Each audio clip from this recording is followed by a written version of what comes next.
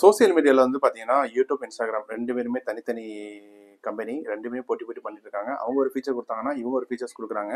ஹைப்புன்னு வந்து பார்த்தீங்கன்னா யூடியூப்ல இருந்து கொண்டாந்து இருக்காங்க. எதுக்கு அந்த ஹைப்புனா, உங்களுக்கு நீங்கள் ஒரு வீடியோ பார்க்குறீங்க, அந்த வீடியோ உங்களுக்கு பிடிச்சிருக்கு, கண்டிப்பாக லைக் பண்ணி விடுறீங்க, கரெக்டாக? அதே மாதிரி லைக் பண்ணிட்டீங்கன்னா இந்த வீடியோ வந்து ஏதோ ஒரு ரீசனால வந்து எனக்கு வந்து யூஸ்ஃபுல்லாக இருந்திருக்கும், அதனால தான் வந்து நான் லைக் பண்ணுறேன். அந்த விஷயத்த வந்து பார்த்தீங்கன்னா நீங்கள் லைக் பண்ணிட்டேன், இந்த விஷயத்த மற்ற எல்லாருக்கும் நீங்கள் ஷேர் பண்ணுங்க அப்படின்னு சொல்றதுக்காக தான் அந்த ஹைப்னு ஆப்ஷன் கொண்டு வந்திருக்காங்க.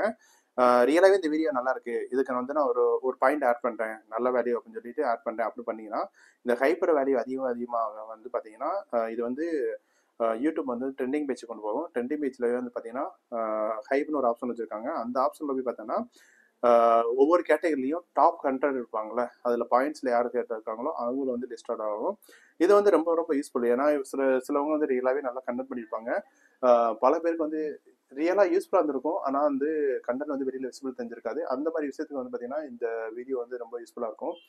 இப்போ நம்ம வீடியோ போடுறோம்னா கீழே வந்து பார்த்தீங்கன்னா லைக் பண்ணிட்டு நீங்கள் செக் பண்ணுவாங்க. லைக் பண்ணிட்டு பார்த்தீங்கன்னா கமெண்ட்ஸில் வந்து ஹைப்னு இருக்கும். அதில் ஹைப்பை நீங்கள் கிளிக் பண்ணீங்கன்னா உங்களுக்கு வந்து பாயிண்ட்ஸ் மாதிரி ஆகும். இது மாதிரி பாயிண்ட்ஸ் ஆட் ஆக எத்தனை பேர், ஒரு 1000 பேர் பார்க்குறாங்க, 1000 பேர் ஒரு 700 பேர் வந்து ஹைப்ஸ் கொடுத்துறாங்கன்னா நம்ம வீடியோ வந்து இன்னும் ட்ரெண்டிங் ஆகும்.